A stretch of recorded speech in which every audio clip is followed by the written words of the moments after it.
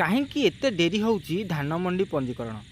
ନିହାତି ଭାବରେ ସମସ୍ତଙ୍କ ମନରେ ବର୍ତ୍ତମାନ ଗୋଟିଏ କ୍ୱେଶ୍ଚିନ୍, ଗୋଟିଏ ପ୍ରଶ୍ନ ଯେ ଏ ପର୍ଯ୍ୟନ୍ତ ଧାନ ମଣ୍ଡି ପଞ୍ଜୀକରଣ ହେଇନାହିଁ କାହିଁକି? ଯେଉଁଟାକି ଜୁଲାଇ 15ରୁ ଆରମ୍ଭ ହୋଇକି ଅଗଷ୍ଟ 30 ସୁଦ୍ଧା ସରିବା କଥା, କିନ୍ତୁ ଏ ପର୍ଯ୍ୟନ୍ତ ସମ୍ପୂର୍ଣ୍ଣ ରୂପେ ଆରମ୍ଭ ହୋଇନାହିଁ। କିନ୍ତୁ କିଛି ନ୍ୟୁଜ୍ ପେପରରେ ବାହାରିଥିଲା ଯାହା ଜୁଲାଇ 25ରୁ ଆରମ୍ଭ ହେବା କଥା, କିନ୍ତୁ ଏ ପର୍ଯ୍ୟନ୍ତ ଆଜି 2 ତାରିଖ ହେଲାଣି। ପରବର୍ତ୍ତୀ ସମୟ ବହୁତ ଗଡ଼ି ଗଡ଼ି ଚାଲିଛି। ତଥାପି ମଧ୍ୟ ଏ ବର୍ଷ ଯେଉଁ ଧାନ ମଣ୍ଡି ପଞ୍ଜୀକରଣ କରିବା କଥା ତାହା କାହିଁକି ହେଉନାହିଁ, ସମ୍ପୂର୍ଣ୍ଣ ଭିଡ଼ିଓ ଦେଖନ୍ତୁ। ମୁଁ କହି ରଖୁଛି କାହିଁକି ଏ ପର୍ଯ୍ୟନ୍ତ ଆପଣମାନଙ୍କର ଧାନ ମଣ୍ଡି ପଞ୍ଜୀକରଣ ରେଜିଷ୍ଟ୍ରେସନ୍ ହୋଇନାହିଁ। ତା'ର 2ଟି ବଡ଼ କାରଣ ରହିଛି, ନିହାତି ଭାବରେ ଆପଣ ଜାଣିବା କଥା। ଆଉ ଯେଉଁମାନଙ୍କ ମନରେ ଏଇ କ୍ୱେଶ୍ଚିନ୍ ଅଛି ଯେ ଏପର୍ଯ୍ୟନ୍ତ କାହିଁକି ଧାନ ମଣ୍ଡି ପଞ୍ଜୀକରଣ ହୋଇନାହିଁ, ଏ ବର୍ଷ ହେବ କି ନାହିଁ, ନିହାତି ଭାବରେ ଆପଣମାନେ ଜାଣନ୍ତୁ। ପ୍ରଥମତଃ ହେଲା 2ଟି କାରଣ ମଧ୍ୟରୁ ପ୍ରଥମ କାରଣ ହେଲା ଆପଣମାନେ ଜାଣିଛନ୍ତି ଯେ ଯୋଗାଣ ସହାୟକମାନେ ଯେଉଁ ଷ୍ଟ୍ରାଇକ୍ କରିଥିଲେ 11 ଦଫା ଦାବିରେ, ତାଙ୍କ 11 ଦଫା ଦାବି ଯୋଗୁଁ ସେମାନଙ୍କ ସରକାରଙ୍କ ପାଇଁ ଯେଉଁ ରଖିଥିଲେ ଚୁକ୍ତିନାମା ଯେ ଆମର 11 ଦଫା ପାର ହେଲେ ହିଁ ଆମେମାନେ ଏହି ରେଜିଷ୍ଟ୍ରେସନ୍ ଆରମ୍ଭ କରିବୁ ବା ତାଙ୍କ ଦ୍ୱାରା ଯେଉଁ ଟ୍ରେନିଂ ହୁଏ ସେମାନଙ୍କ ଗାଇଡ଼ାନ୍ସରେ, ତ ସେଇଟା ମଧ୍ୟ ପ୍ରଥମ ଦାୟିତ୍ୱ ଥିଲା। ଏବଂ ପ୍ରଥମ ଯେଉଁ କାରଣ ହେଉଛି ଯେ ସେମାନେ ଯେ ପର୍ଯ୍ୟନ୍ତ ନ ଉଠିଛନ୍ତି ଏହି ରେଜିଷ୍ଟ୍ରେସନ୍ ପ୍ରକ୍ରିୟାଟି ଆରମ୍ଭ ହୋଇପାରିବ ନାହିଁ, କାରଣ ତାଙ୍କ ପାଖରେ ବହୁତ କିଛି କାର୍ଯ୍ୟ ଅଛି। ସେଥିପାଇଁ ଏହି କାର୍ଯ୍ୟଟି ବହୁତ ଡେରି ହୋଇଛି।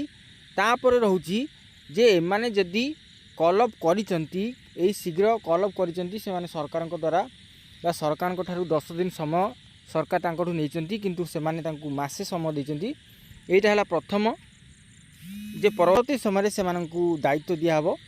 ଦ୍ୱିତୀୟଟା ହେଉଛି ଯେ ବର୍ତ୍ତମାନ ଆପଣମାନେ ଜାଣିଛନ୍ତି ଲଗାଣ ବର୍ଷା ଯୋଗୁଁ ବହୁତ ଜିଲ୍ଲା, ବହୁତ ଅଞ୍ଚଳରେ ବର୍ତ୍ତମାନ ବନ୍ୟାର ପରିସ୍ଥିତି ଉପୁଜିଛି, ଯାହାକି ଯେଉଁମାନେ ଧାନ ଯେଉଁମାନେ ରୋଇଛନ୍ତି କି ବେଉଷଣ କରିଛନ୍ତି, ଧାନ ଚାଷ କାର୍ଯ୍ୟ ଆରମ୍ଭ କରିଛନ୍ତି, ସେମାନଙ୍କର ଚାଷ କାର୍ଯ୍ୟ ସମ୍ପୂର୍ଣ୍ଣ ଠପ୍ ହୋଇଯାଇଛି। ଅର୍ଥାତ୍ ଯେଉଁମାନେ ଚାଷ ଆରମ୍ଭ କରିଥିଲେ, ତଳି ପକାଇଥିଲେ, ଧାନ ରୋଇଥିଲେ, ସେମାନଙ୍କ ତଳି ଧାନ ସବୁ ସମ୍ପୂର୍ଣ୍ଣ ରୂପେ ଉଜୁଡ଼ି ଯାଇଛି।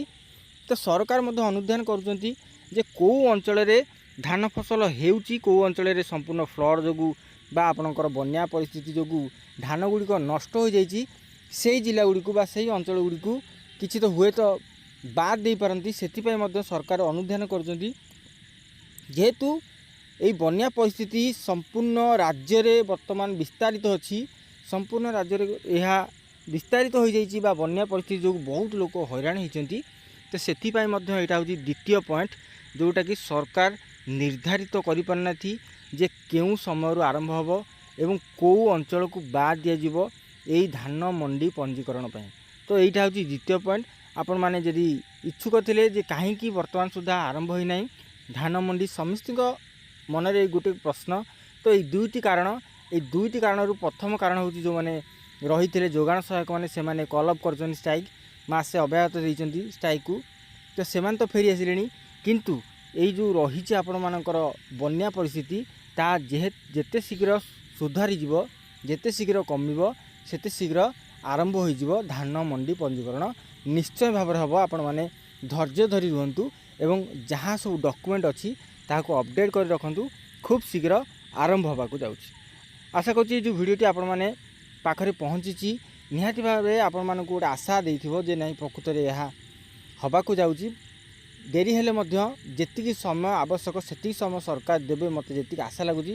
କାରଣ ସରକାର ଯେଉଁ ମାସେ ସମୟ ଦିଅନ୍ତି, ସେଇ ମାସେ ନିହାତି ଭାବରେ ସରକାର ଦେବେ। କାରଣ ଯେହେତୁ ଡେରି ହେଲାଣି, ଡେରି ହେଲେ ମଧ୍ୟ ଗୋଟିଏ ମାସ ସମୟ ନିହାତି ଭାବରେ ଦେବେ। ରହୁଛି, ଭେଟ ପୁଣି ଏକ ନୂଆ ଅପଡ଼େଟ୍ ଭିଡ଼ିଓ। ସେ ପର୍ଯ୍ୟନ୍ତ ବିଦାୟ ଦିଅନ୍ତୁ। ନମସ୍କାର, ଜୟ ଜଗନ୍ନାଥ।